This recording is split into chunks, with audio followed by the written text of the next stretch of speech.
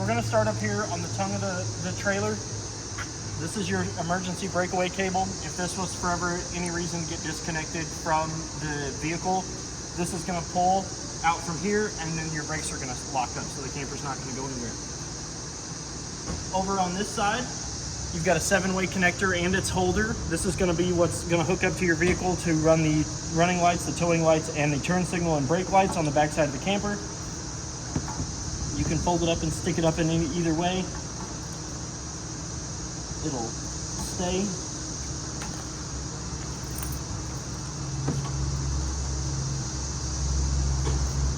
Underneath this panel here, this is going to be where your batteries are at. In these two black boxes here, you have 2 batteries that are powering the inverter that's in the compartment right behind this, which we'll get to when we get to the side compartment. You do have a spare tire here. The tire pressure has been checked, and it is up to what the sticker or what the tire says, which is 80 pounds. It isn't torqued on here, so you can get these off with a wrench. These don't have to be torqued; they can just be tightened with a wrench. Your camper comes equipped with auto leveling jacks, but if for whatever reason you can't get the auto leveler to work, there are rubber grommets on the top of each one of the motors. There are one on this side, one on the other side, and then there are 2 in the back on the same sides. They do have a rubber grommet on the top where you can fit a manual crank handle, and you can raise and lower the jacks manually that way if you would ever need to. The panel is secured to the bottom of the neck of the camper by a clip that you will open up, and you can clip it to the open door, and then to undo the latch, you pull back on it and you can lower the latch. This is sealed by 2 turn latches and a lock key latch in the center, which are all powered by, this one is powered by the 751 key, which is on the key ring. You do have an under the tongue lamp right here. It's got a simple on and off. It doesn't have a sensor on it. There's a sticker here that's going to show you the torque pattern of your lugs, and it's going to tell you the foot-pounds that you need to torque them in. We're going to go around to the side compartment on this side of the camper, on the off-door side, underneath the slide. This first door here, this is going to be where your 2 30-pound propane tanks are, along with the auto change regulator. When you open your tank, which is, it's open now, this is going to go from red to green if it's facing the tank that you've opened. That way, if this was to empty out, it's going to automatically draw from this one. All you got to do is open it up, and it's going to tell you that this one's empty. And then you can unscrew the connector here, and you can take the empty bottle into town, and you can get it filled, and that way it'll still draw off this one, and vice versa. They're reversible. It doesn't matter which one you open up. As long as this is facing the tank that you opened up first, this will give you an accurate reading. This door is labeled propane, so that way you know which door is which. This compartment door here, which has been sealed by 3 of the turn latches and then a lock latch at the bottom. This is going to be your through compartment. It's going to have your manual crank handle here for the slides. On this wall, this is the control panel here for your auto leveling system. The instructions for that on how to operate that are going to be here on this side of the compartment door. This is going to have all the information that you need in order to raise and lower your vehicle and set the settings and raise and lower the jacks individually if you would need to do that. On this side, you have your water filter here attached to the water filtration. The filter is not in it currently, which is it's inside one of the drawers in the kitchen, and I'll show you where that's at when we get in there. But all this does is it just screws on, you put the filter down in it, and then you screw this back on. When you're running water through the camper, you always want to make sure that this blue cap is securely tight. If not, water will come out of this and you'll flood the compartment if this blue cap isn't on it, with or without the filter inside. Up at the top here of this control unit here, you have your park cable and park satellite. If the park that you're staying at provides cable or satellite, you can hook up to these coaxial cords here. And this is going to be your the outside, one of many of the outside TV connections that you will have. But then you have your cable, satellite, and this is your coaxial for antenna, so you can have a TV out here for some whatever reason. This is your hot water heater bypass valve. This is what you're going to use when winterizing and dewinterizing the camper. Right now it's in normal. When it's in the up position, it's bypassing the water heater. You're not going to be filling water with the water heater when this is in the up position. This is your water pump bypass valve. This is also going to be used for winterizing and de-winterizing. It's in the parallel direction now, which means it's going to be pumping water from the fresh tank into the water pump. If you turn it over into a perpendicular position, it's going to not draw water from the fresh tank to the water pump. This is your city water connection. You can hook up to this with a standard hose and a pressure regulator that you have at your site or at the campground, and this is going to let you not have to use any water in your fresh tank and not have to turn on your water pump. As long as the hose and regulator are hooked to this, you should be able to draw water as long as the water is on. This is your freshwater connection. It's going to do the same thing, except this is where you're going to fill your fresh tank at. You're going to want a pressure regulator and hose on this. You can secure it tightly. They all three have screens on them that are going to keep debris and critters out from getting into your tank, so you don't have to worry about that. When you're not in use, I recommend that you do put the caps back on them. Oh, sorry. This is your black tank flush. This is what you're going to hook the hose and regulator up to when you want to clean out your black tank. When you're cleaning out your black tank and using the black tank flush, you want to make sure that the black tank valve is open all of the way, the cap is off of the flush pipe, and your tank is empty. You don't want to use this when your tank is full, or else you're going to have backsplash and it's going to cause problems. You can close the valve periodically to help build some water pressure up, but it's not recommended to fill the black tank up that way. You can get a little bit of water in it and it'll help stir up some of the stuff that's on the sides and bottom of your black tank. Down below here, this is your antifreeze inlet. This is what you're going to use to stick into the antifreeze bottle when you're winterizing the unit, and then you can push it back into the wall when you're not using it at all. It does come out just a little bit, and it can come out a little further to kind of go into the antifreeze bottle. This is your outside shower. You do have hot on the left and cold on the right. They just turn on with a simple knob, and then it comes out of the end of this sprayer here that does have a bypass shut off. You can click this in and water won't come out even if water is on here, in case you want to switch positions, you want to miss something that you don't want to get wet. These here are your valve control levers. This is for your black tank 1. You're gonna pull this all the way out, and that's gonna open the valve on your black tank. This is for your gray tank 1. This is gonna be for your kitchen sinks and your bathroom. And your gray tank 2, this is gonna be for your shower. Black tank 1 is for your toilet. Black tank is for toilet water only. You do have a compartment here that you can run your cords and cables up through, whether that be your cable satellite, your fresh garden hose. This also does let water escape if water were to build up out here. This is all lined with plastic to also help prevent erosion. Watch your head. And damage to your camper.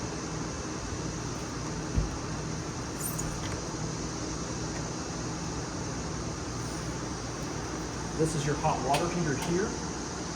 It does ignite. It does run on gas and electric. There's a button in there that will allow it to run off of gas. This is going to be your power on for electric. You never want to run both of them on at the same time. You can light it on gas with the button on the inside, and you can light it on electric here. You'll hear it kind of click a couple times, and then it will turn on, and you'll see the pilot light lit, and that will be igniting your hot water heater, which will show it operating. Before you operate any of that, when you fill your fresh tank and you turn your water pump on, after a while you want to come out here and you want to kind of pull this pop-off valve. If water comes out of this, then that means that your hot water heater tank has water in it. If no water comes in here, if no water comes out of this pop-off valve, then you don't want to turn your hot water heater on.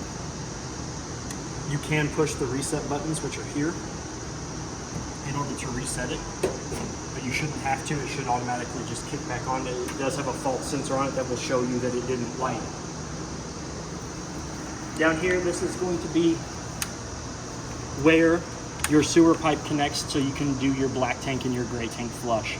This is going to be where your black tank, your gray tank, and your gray 2 tank come out at. There's no valves on these because they're in the side compartment, so you don't have to worry about that. So you don't have to be down here when you pull them to open up the valves.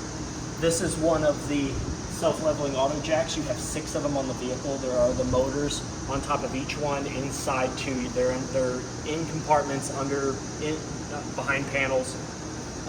But there's 6 of them, and they're not for lifting or leveling your camper. They are just for stabilizing it when you put it down.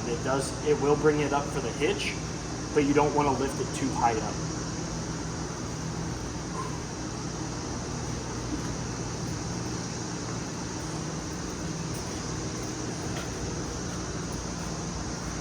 Back here, underneath the slide, this is for your outside kitchen tank. This doesn't have a valve on the front, so in order to open it, you are going to take the cap off, which is just a twist and pull, and then this pushes in for closed and pulls out for open, and this is going to drain any water that's in your outside kitchen. There is a silicone tether on that, so you want to make sure that that's not closed in the cap when you go to close it, or else it's not going to seal properly. Watch your head.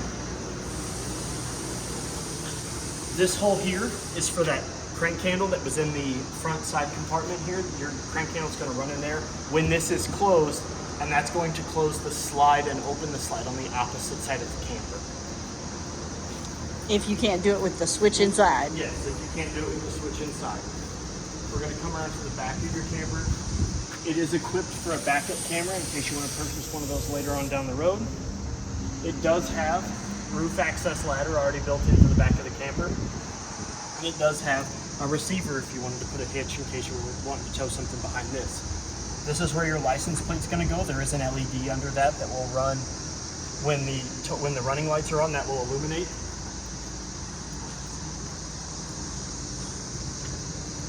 We're going to come around to this slide here. This hole here on this one, when this is closed, the manual crank handle will go in and it will attach to a little rod that's on there with a T-shaped bracket. The manual crank handle, when this is pushed in again, we can slide into that hole, attach to that, and you can bring the other slide in and out in case the motor on the switches inside isn't working. This is going to be your outside kitchenette. There are 2 turn latches here, and there's a key latch here. If you want to lock it again, it's the 751 key. It's going to be on your key ring, on both key rings. You do have an Everchill 110 refrigerator. It's going to power off with the batteries and the inverter. It's set to pretty cold right now, so it'll be ready for you when you come and pick it up to put your snacks and your outside foods in there. You do have a sink with a screw-in stopper, so that way you don't ever lose it when you're traveling. I recommend screwing it down, so that way, again, nothing ever kind of gets down in here when you're traveling, like rocks or whatever, in case, or dust or anything else. It does have 2 lights.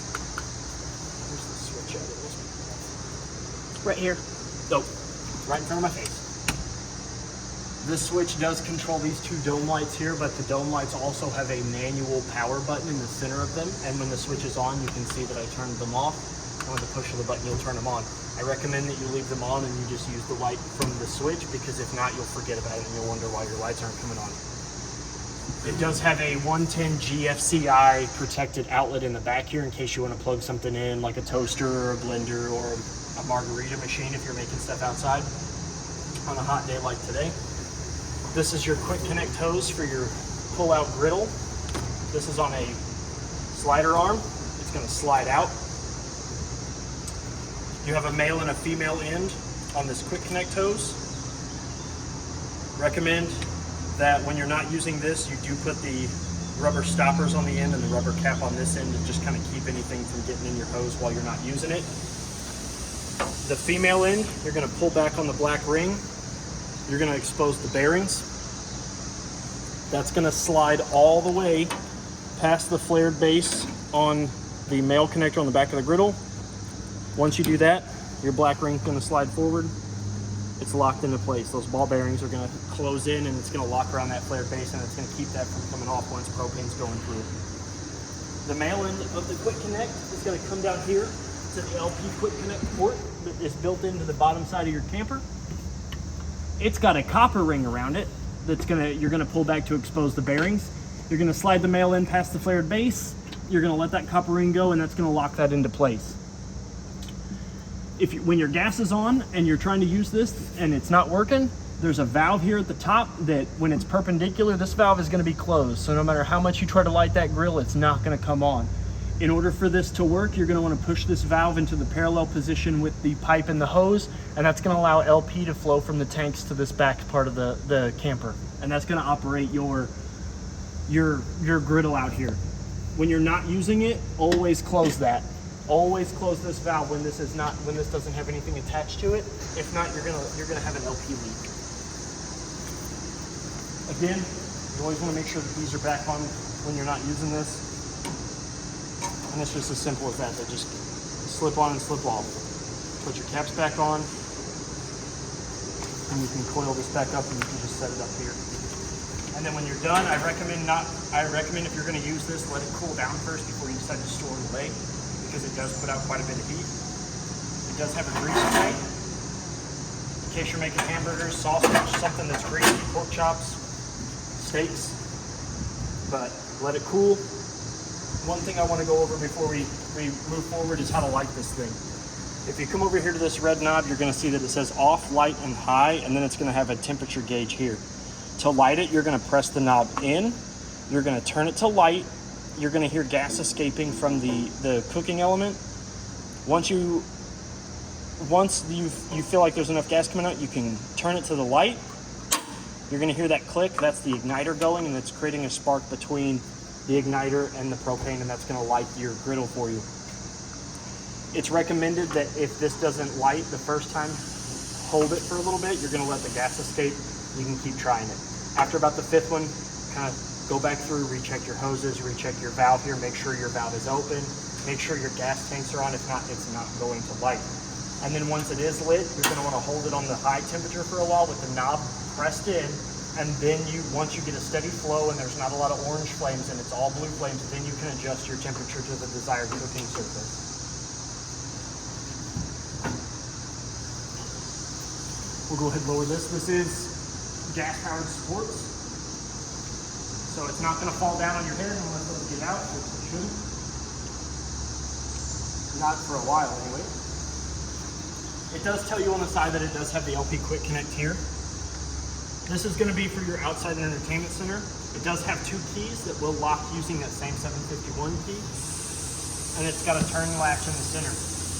You're going to want to make sure that this door is open completely and all the way before you go to pull this television out, or else it will catch on the corner of the door. The television is on a 3-part sliding telescopic arm, so you don't have to worry about dropping it. You're going to bring it out, you're going to feel it catch. You can also see it catch on these C-clamps here, and there's one on each one of the arms. It's powered by a 110 outlet inside here, and a coaxial cord, which is going to run to the antenna booster that's to the top of the camper. And you can swivel the TV. And the TV's already set up for basic TV use. I have checked the antenna. It does get the basic antenna channels, but you can set it up for Android TV or anything else, and I'll show you the remote on the inside. And then to store the TV, you're going to turn it parallel with the compartment. You're going to hear it click, which is the swivel arm locking into place, and then it is just a simple push in. Push it all the way flush. You want to make sure that it gets past the rubber seal. You can tuck your coaxial cord in underneath it. The coaxial cord's not going to get in the way of the sliding arm. And then you just close this up and you turn the return latch.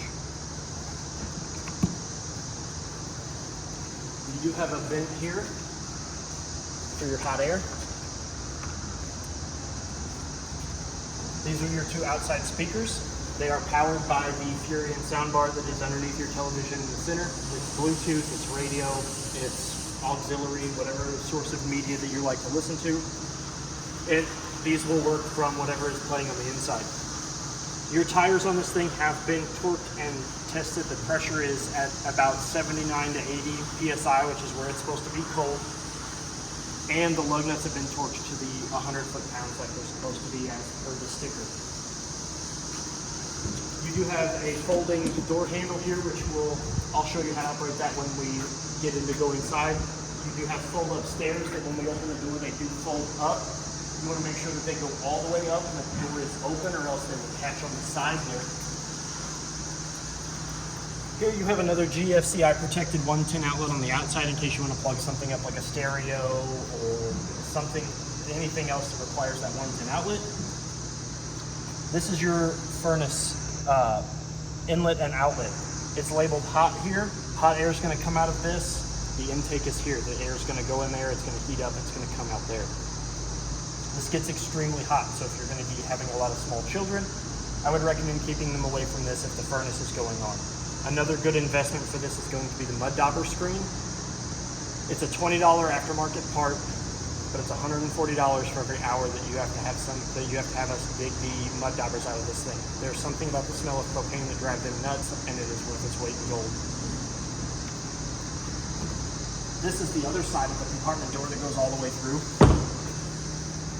It's got some solar here, which is going to show you what the solar panel is reading, what the temperature is, and what the voltage that it is feeding into your battery is. It does have a bottle opener there in case you're outside barbecuing and you seem to lost your church key. Speaking of keys, you do have a quick connect here. When it is an on, that means that the camper is drawing juice from the battery. You can flip it to the off position and that will cut the juice from the battery to the camper in case you're going to be storing it for the winter. In case you're just not using it for a while, you can go ahead and flip that off and that will preserve the life of your battery. This light switch here turns the two strips on the cap. Those two LED strips, that turns them off and on. You do have a push button dome mounted light here that in the center there's a button and you can just push that on and off. These are LEDs, so you don't have to worry about replacing the bulb in them. This is your inverter that I was talking about when I showed you the two battery boxes here. This is going to take both of those batteries and it's going to convert it into 220. That's what your refrigerator is going to run off of, the one that's inside the camper. This is, if you ever have to replace your battery, you might want to replace, you're gonna want to replace both of them because this is drawing equally from both of those. So if one is bad, then you're gonna want to draw from the other one and you're gonna want to replace both of them at the same time. That's it for the stuff on the outside of the camper. We can go inside now and I can show you all of the nifty stuff that's on the inside here. Again, it's just a pull button door. Storm door is attached to the inside of that that has its own release knob that can let this swing freely. So if you want to keep this open, you can close this on a nice day. The door handle here, the easy access handle, when you're not using it and the stairs are folded up and you're in the travel position, you lift up, it is spring loaded and it swivels in. And it will sit into its own saddle on the side and that will sit flush up against the door so that way when you're traveling you can have it folded up. And the stairs will do the same thing. They will fold up. Again, you want to make sure that your door is pushed all the way open. You're going to fold it up. It's got two brackets that are going to seat flushly against the threshold of the door, and that's going to keep that door from going anywhere. These are friction hinges, so you don't have to worry about it falling inward. And these brackets also help it from not falling inward. When you're ready to lift it down and you're ready to enter the camper when you're at your destination, you grab a hold of the handle, you just pull it down. It does have two adjustable feet for whatever sort of level that you're parking on. That way you don't have to worry about it being wobbly. You want it flush? Yes, you do. When you withdraw your steps, you want to make sure that with using those adjusting feet that this is flush against the threshold. That's going to allow your door to close properly without doing any damage to the bottom of the door. This here, while we're down here, this hole here is also for that manual crank handle. You're going to stick that in there and it's going to attach and it's going to bring in and release the slide that has the refrigerator and the stove and stuff on it. We hope you don't have to use it. We hope that your motor stays running. In the steps, once we enter the camper, you have your fire extinguisher here, which is certified. It's been checked and rechecked to make sure that if and when you ever have to use it, it is ready and ready to use. You just grab the pin, pull out, squeeze the trigger, the fire goes out. You have a handle here in case you need help getting up and down out of the steps. Down here at the bottom, we'll start at the bottom and work our way up to the top. This is your circuit box here. This is going to have all your breakers and your fuses. It's a push button. You push it in, it opens up. There's all your circuits labeled. And then all your 15 amp and 20 amp fuses. They are also all labeled. This one here that's labeled GFI is going to be probably the most important one. If any of your GFCI outlets trip, this is going to throw. This is what you're going to want to check if any of your GFCI protected outlets aren't working. It's as simple as it's just going to trip that, and you just got to re-trip it.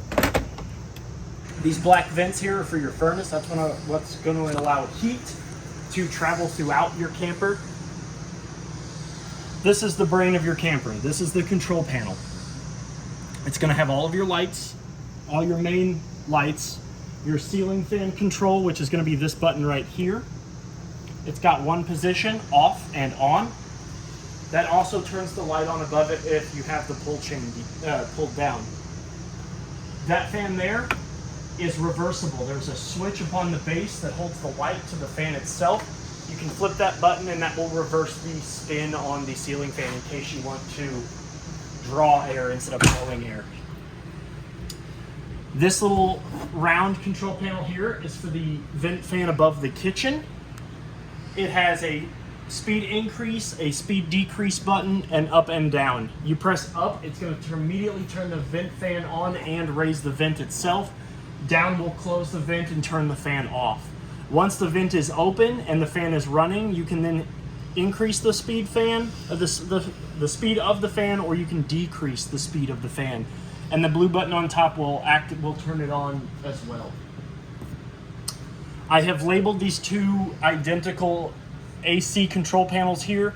This one is your living room AC panel, which sits above the sitting area and the television area.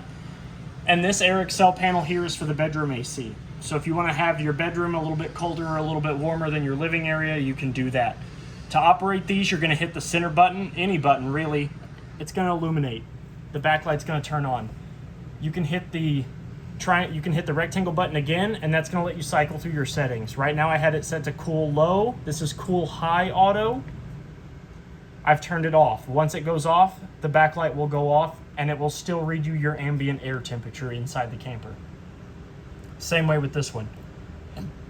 Cool low, cool high auto, heat off, fan low, fan high, cool low auto, cool high auto, heat, and off. This is the only one that's going to have heat. This unit here is the only one that's going to be able to control the heat. The bedroom AC will only be air conditioning. We're going to come over here. This light switch here is going to turn off the two storage lights above the cupboard. This is going to be the door side front awning control. This button here, if you hit it up, it's going to push it out, and if you push it down, it's going to bring it in. The awnings are one of the most expensive repairs on a camper. It is one of the most expensive things to maintain. When you're not using your camper, you want to make sure that your awning is all the way retracted and those two arms are flush against the side of the camper. Again, you never want to leave it out. It's not something that you're going to want to leave out and set out. If you're not using it, put it up, because it is an expensive fix. This is the awning that is above the sitting area slide and outside of the kitchen. It's the same. In is up, it's going to retract it in, and then down is out. It's going to send it outward, and it's the same way. When you're not using it, you want to make sure that the arms are flush against the camper and it is rolled up. When it is rolled all the way out, it does have a little bit of a hang down that you want to be vertical from the top of the canvas to the hang down of the tube. You'll see that when it goes all the way out. These awnings do have pinch points on either side of the awning arms. You'll see them. There'll be a small black arm with a nut running through the middle of them. You can grab those and pull those down, and that will create a pivot point in your awnings to let the water run off one side or the other. You can actually pull them both down, and it will create a deeper slant for the awning in case it's raining hard and you don't want it to blow into you. But before you put those awnings up, if you have use those pinch points. You want to make sure that those pinch points are solid and that they are flush. If not, they're not going to retract properly, and you're going to do damage to your awning. This button right here that says water pump that's lit up, when it's lit up like that, your water pump is on and engaged. You can turn it off and the light will go off, so that way you always know when your water pump is working. When you turn it on and you see that light, you will hear a slight bump come from the water pump, which is in between the bathroom and the master bedroom. Your water pump will bump and it should stop once it is primed and ready. If it continues to bump periodically, then that means that there is a faucet open somewhere that was left open when the water pump was turned on, or there's air trapped in the line. This is your water heater. This is if you want to light it on gas. If the same red light's going to ignite, and you're going to hear it click a couple times on the outside panel, and then you should hear a roar. The roar is your pilot light igniting and your heating element heating up the water in the hot water tank. Your tank heater is a heating pad that's sitting underneath your tanks that's going to keep your tank from freezing in the winter. It's not going to heat it up for you, so it's not going to get that water warm. It's just going to keep it above the freezing point. So in case you are using your camper in the wintertime or storing it, and you want to periodically make sure that there's no frozen water in your pipes, you can do that, and it will heat your tank up to above freezing. These 3 light switches here, this one controls the LEDs that are running across the top of the slides that are built into the island, or the U in the kitchen, and the ones that are on the outside and underneath of this side. This middle light switch here controls the 2 chandeliers and the 2 sconces that hang above the kitchen, and the sitting in living room lights, the interior ceiling lights. This button here controls your awning lights. This is what's going to turn the light switch, the LED strip that is underneath your awning, off and on. It is one single strip that goes for both awnings, so this turns all of those on. You have a coat rack here. As we make our way into the kitchen, you do have 2 magnet latched doors that open up into a rather large cupboard. It's got 1 pull-out drawer for snacks. Yay. It is closed by 2 magnets up here at the top that cinch to these. And this is a button-powered and sensor-powered interior light that you can have set to be always on, or you can have it set to where it is on if these doors open. It senses motion and it will pick them up. The sensor is this little white button here. It's actually not a button, but it looks like a button. And then in the center is the neutral position, which is the off position. These 2, you want to make sure when you're bringing your slide in, this slide here that's got your refrigerator on it, that these are securely shut. Because if these are open and this slide comes in, you could do damage to the corner of your slide, you could do damage to your refrigerator, or you could do damage to the door of your cupboard. And that's be no bueno. While we're over here, we'll go over your refrigerator. It is a Furion 220 refrigerator. So it does run off the inverter. So it is an electric refrigerator. You've got a refrigerator on this side. I should have said that before I closed it. Ample storage. It's like a standard home refrigerator. On this side over here, you've got your freezer. They are controlled by the temperature control on the door here, which is touch. So the settings are locked now for the fridge to be at a constant 32 and the freezer to be at 5 degrees. That is changed. You hold the lock button for 3 seconds.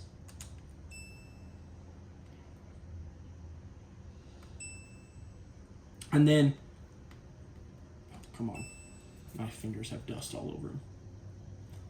Either way, you hold that for 3 to 5 seconds. This little light will go off.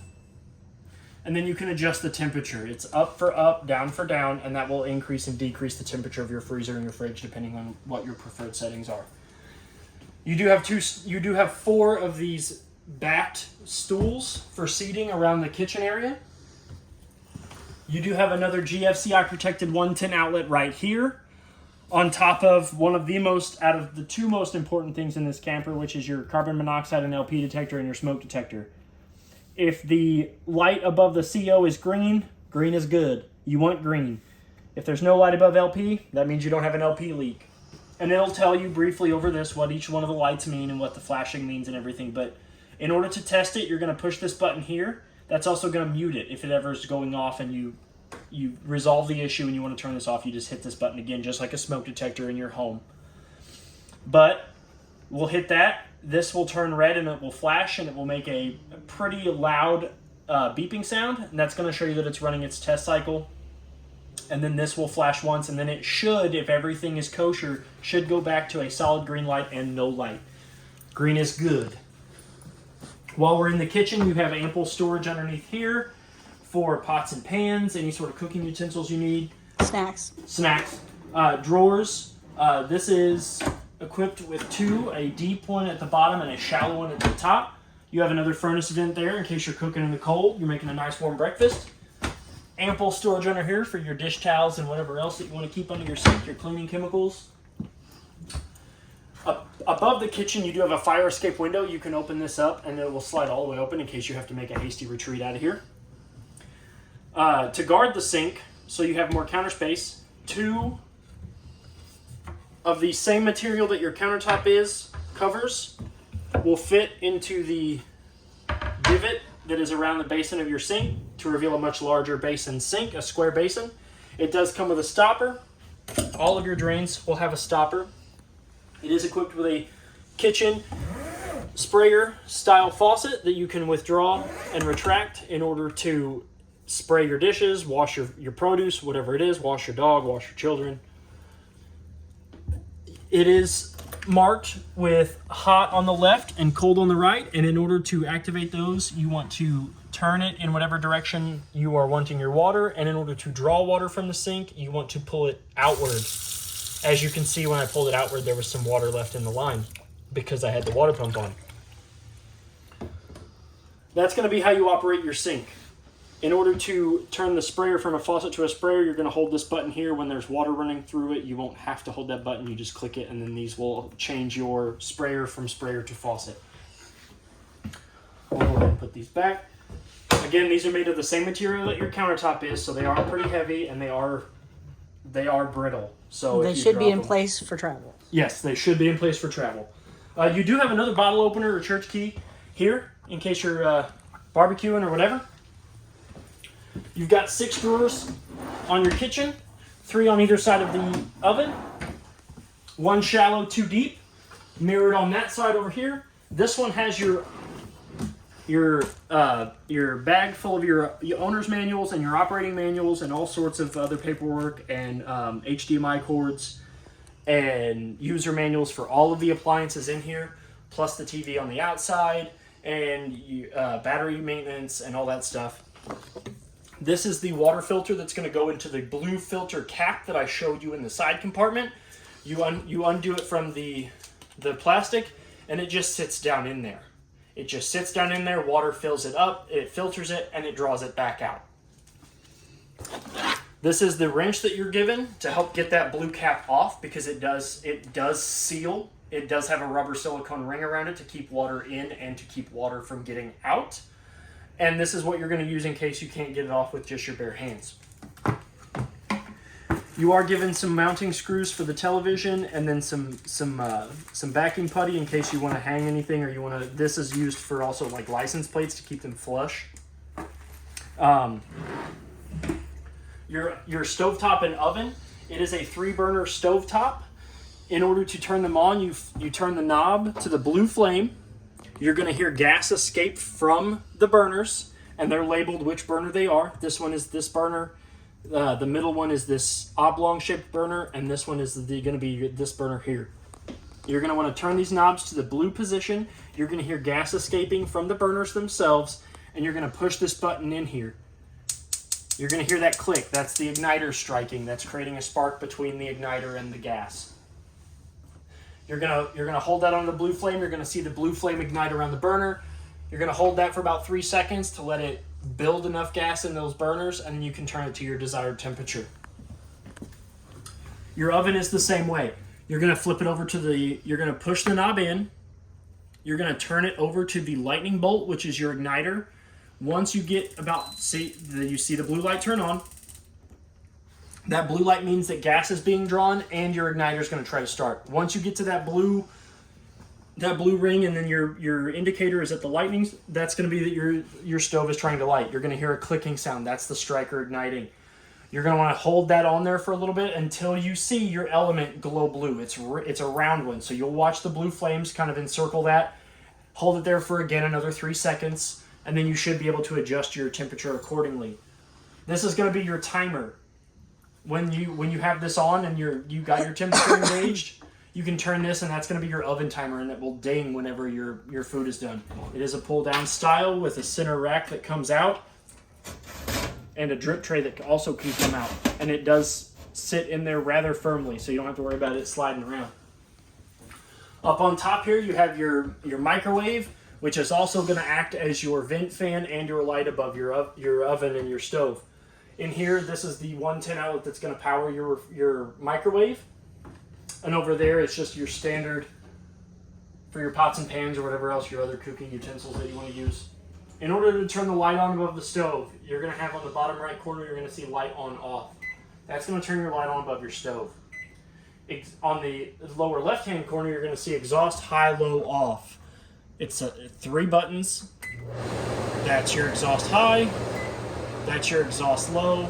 That's your exhaust off. So if you're ever cooking and you're smoky or something's burning, you can turn this on, and that's going to draw through these 2 filters here, and then it's going to exhaust it out the top. Other than that, you got a standard microwave. It does have a center rack. It is a convection microwave, so it does have a center rack, and it does have a pizza stand in case you're cooking something that requires there to be an open bottom. We're going to come over this way. Over this way, on this side of the bar, you have another one of your GFCI protected 110 outlets and another furnace vent in case you're sitting here and you need to draw heat over onto this side of the camper. You do have 2 drawers on either side for storage for media, whatever else you want to put over here.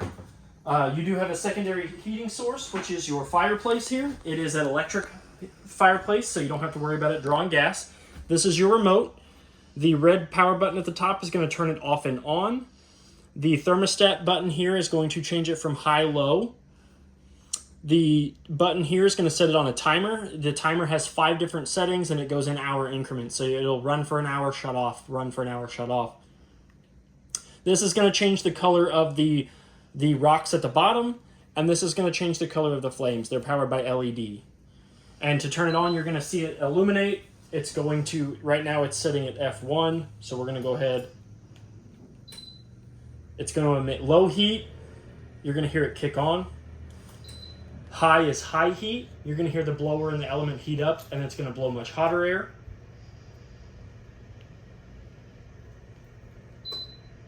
F1 is just the standard setting.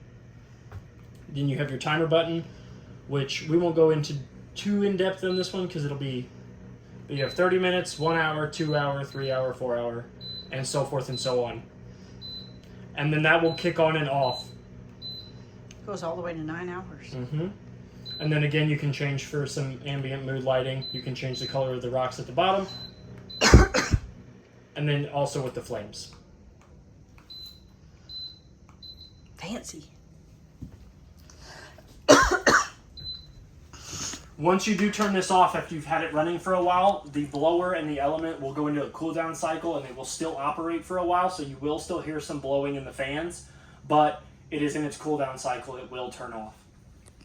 This is your Furion soundbar, which is going to power those speakers not only inside the camper, but they're also going to power the speakers on the outside of the camper too. It does have multiple settings. You can do zone 1 for just inside, zone 2 for outside, and you can actually activate them both for both sound inside and outside.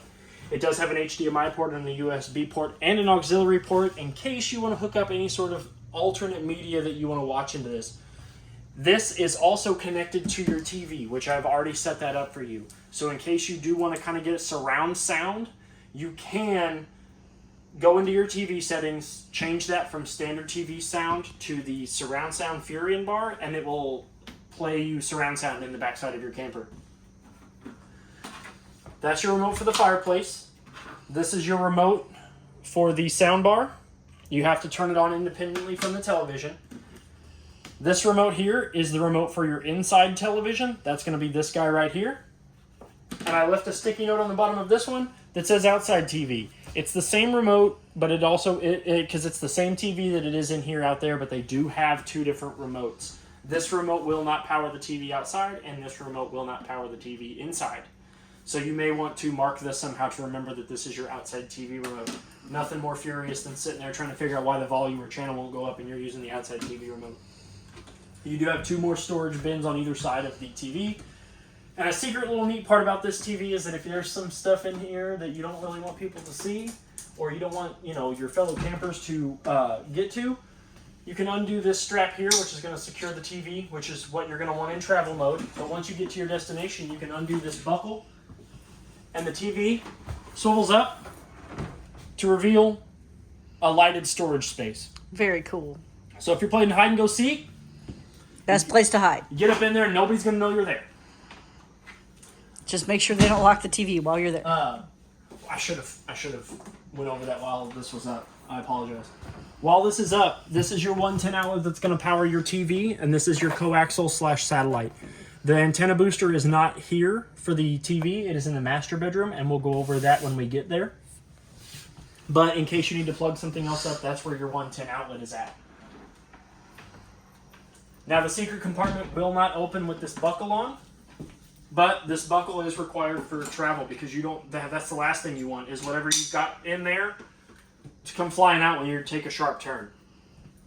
At the end of the camper here, you do have 3 overhead storage compartments. They are all one big storage compartment with 3 separate drawers. It does have 2 of these manual push button lights. Another fire escape window here in case it isn't labeled, but it is a fire escape window. It can easily be pushed out of the frame in order for you to escape the camper in case something were to happen. All of the windows except for the one above the stove have a pull down shade. Once you pull it down and let go, it will stay in the orientation that you've left it. And then to get it back up, you just tug down and let it go, and it is an easy up shade. All of the windows except for the one above the stove and oven have these easy up shades. On either side of this pull-out bed couch, which these cushions do come out, and this bed does come out to fold a hideaway bed, you do have a 2 USB port outlet above your 110 outlet, so in case you've got your grandkids, your kids, whatever else, somebody needs to charge a phone, they want to play their tablet, they want to do something that requires technology on a camping trip, they can. This couch here is going to be your lazy boy. It's a Thomas Bryan, is that? Thomas Paine. Thomas Paine. Does have a USB port inside, and this is where you're gonna sit to watch your movies because it's got cup holders, and if you're watching it in the complete dark, you double tap on the sticker, it'll light up the cup holder and underneath your feet. Very cool. And it works for the same on this side too. And these do recline. Oh, there should be. Yeah, there's a little loopy thing. Yep, there's a loopy thing that's tucked in between the exterior arms and the cushion, the seat cushion. You pull that, and these will recline backwards. We assure you, there's a more technical term than loopy thing, but it is equipped for solar. You do have solar on the roof, but in case you had questions about what that was, like Fiddler on the roof, but better. The stairs to the bathroom in the master I bedroom, knew I could get him. I knew it. they are floating stairs, so they do provide small amounts of storage underneath. I wouldn't put too much things underneath there because that is also where your hot air is going to come out of. That's another one of your furnace vents, so don't put anything that's going to catch fire. So we'll come up here, and the bathroom door opens out, and it does lay flush against the wall, so that way if the bathroom door is open, you can still get up the stairs. We'll come into the bathroom. You do have a skylight above the shower, so that way you can bathe in the ambient light of the sun or the moon, depending on what you're into. Light switch. Light switch over here. I'm going to turn these off and on, and these are also the manual push-button lights, so you can turn them off individually. You do have a Airxcel Max Air Life vent fan that's going to turn this fan here on and off. It does have a knob here that's going to close and open the shutter that will allow the fan to suck air out. This is your big boy GFCI outlet. This is going to have your test and your reset button. So if one of them's tripped, before you check that breaker, come here and hit that reset button, and it should go ahead and pop that breaker for you. So in case your GFCI outlets ever get shorted out. Like I said, all of your drains should have a stopper. This is a friction stopper. It just sets in the stainless steel basin. You have hot on your left, cold on your right. You just turn those knobs to draw them. You got a medicine cabinet up here with the safety back mirror, so you don't have to worry about it shattering. You've got your access down here for your hand towels, your dish, for your body towels, whatever else you want to put in it. Your toilet is a 2-valve porcelain toilet. The valve is a 2-portion valve, so you put your foot on it and you press about halfway down, your bowl's going to fill with water. If you put your foot all the way to the ground, that's going to open up. So there's no water, the water pump's not on, so it's not drawing any water, and you'll see water start to shoot out of these holes and it'll fill your bowl, and then you floor it and then it'll empty it. Your shower's the same way. It's got the same thing as the outside shower. It's got the button that's going to stop drawing water from the head, no matter if the water's on or off. You've got hot on your left, cold on your right. It does have a drain down in the center. It is silicone, so you don't have to worry about water shooting out of the sides here and getting your bathroom wet. But these are water-resistant flooring, so if it does get a little bit of water, as long as you clean it up, it shouldn't matter. The locks on the doors, in order to unlock them, you're going to lift up on the little tab. There's a handle in here. You're going to lift up on that. You pull back on the slide and then lift up, and that's going to unlock your doors for use. When you're in travel position, you're going to want to make sure that these locks are on. That's going to keep your glass doors from rattling in and out. There is a lock that's going to keep this one closed too. So in case, I recommend keeping them both open in travel position, but for whatever reason, if you want to lock your shower, you can. Whew, almost tripped. We'll come to this little area here. This is going to turn the dome light on in the master bedroom. There should be 2, so this one should also be powered by that as well. So if we turn those on manually and leave them on, they should be operated by this switch here. Yes. So on is going to turn both of those on, and then off is going to turn them off, but they are manually powered, so you can turn them off and on individually if you want a little bit of a dimmer room. This is going to be your slide room for the master bedroom. Out is going to push the bed out, in is going to bring the bed in. The bed, when the slide is in, is going to butt up against the dresser. So as long as it's not pushing into the dresser and folding the bed, your slide's in. If we come in here, the door itself is cinched by a pin and rod system here. You're going to lift up, slide that out of the way. That's going to allow your door to slide in and out. Goodbye. It is closed and cinched by a magnet and a metal plate on the wall, so you don't have to worry about a latch or anything. Hello. And when you go into the travel position, you want to make sure that this is locked securely in place. That's going to keep your door from sliding and banging into your wall and causing a whole bunch of damage. If we come into the master bedroom, on the same wall that the door is, down in the corner, you do have a 110 outlet and the dual USB ported outlet for any sort of alarm clock, CPAP machine, any sort of medical device and or media that you want to watch while you're sleeping, alongside a bedside nightstand that's built into the camper. This is going to be your dresser / entertainment center. If you don't want to mount your TV onto the wall up here, you've got 4 drawers and a clothes hamper. Very nice. It's going to open up into a basket that's removable in case you want to take it to the campsite if they provide laundry service there. There is a 110 outlet here along with the dual USB ports, and again, in case you have a CPAP machine or alarm clock or any sort of phone charger or anything else. It does say that there are outlets on both sides of the bed. It's kind of tricky to get to, so I don't know how well I can do this on camera, but there is a 110 outlet down here and the same USB ports down here on this side of the bed in case you have a CPAP machine. That way they want you to have ample amounts of room to place your CPAP machine and your any other sort of medical device that you may need, so you're covered there. The 2 windows on either side of the master bed do have the pull down release shades.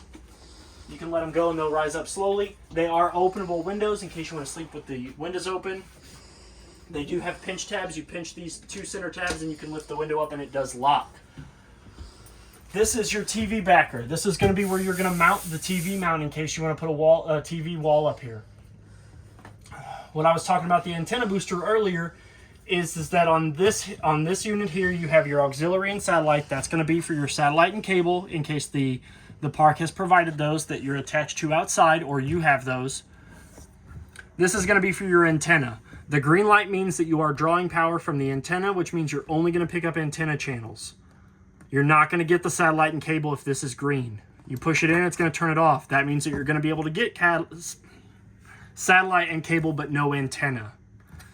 It does have a 110 outlet here for you to plug your TV into, so that way you're not trying to run cords all over the camper. And again, this is going to be where you're going to mount your TV, not here. If you do this, you're going to drill straight into the wall of the camper. You're going to want to mount your TV mount right here because this is backed and it's secured wood and it's not going to go anywhere. You do have seating area here. Another one of those pull button shades. This is your fire escape window for the master bedroom. This will open all the way up, and then you can easily access the outside in case you were ever to need to get out of it in an emergency. You have a rather large closet that opens up with the same lock style that the bedroom door opens with, and these are 2 sliding doors. So both of them are on a track with that same pin, and they both have handles to open up, and that's going to open you up into your much rather large closet. This side over here is prepped for a washer and dryer in case you have one of those. You're going to hook up your hot to this, your cold to this, and this is going to be where your drain port goes. You're going to want to stuff that as far down in here as you can. If you don't stick your drain valve on the washer and dryer, or the washer down here as far as you can, you're going to get back pressure. Water's going to come spewing up out of this thing, and it's not going to be bueno because it's carpeted. You have 2 110 outlets here, one preferably for the washer and one preferably for the dryer. You don't want to hook the dryer and washer up to both of You don't want to hook them both up to one. You're going to want to hook one up to one and one up to the other. It is prepped for Wi-Fi, and this is where the Wi-Fi wall attachment would go if you decide that that's the route you want to take. And it does have 2 manual push buttons, one above the washer and dryer hookup, so that way if you do want to do laundry in the dark with just one light, you can. And it does have a sturdy clothes hanger rod. We'll close this up. Again, when you're in the travel position, you want to make sure that these are always locked. That's going to keep these from sliding around, and they do have the safety back mirrors on either side of the doors, so that way you can dress yourself and make sure you're not dressing up like a goon. Make sure you look good. Over here, you have some built-in shelving units and a coat hanger, along with that same standard secured wall hanger rack, and another one of those push-button lights.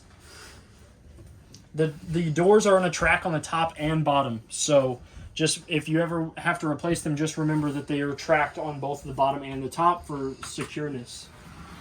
Again, when you're traveling, you want to make sure that those are pushed in all the way to keep your doors from rattling in and out. This is the bedroom AC unit. It does have 2 vent valves here. You can open and close those. If you close these, it's going to push more air out of these. If you open them, you're going to get less air out of the whole room and more air out of just this. These are your air intakes. These are where your AC is going to draw air in. These do come down, and the filters are hand washable. You can wash them in running water. You can soak them if you want. You can actually apply essential oils to them if you also want to make your air conditioner smell good. And you don't have to worry about ruining them because they are washable. You can just run them under cold water with some dish soap, and then they'll clean right up. And the same goes for the living room one too. Turn off those. We'll turn off this.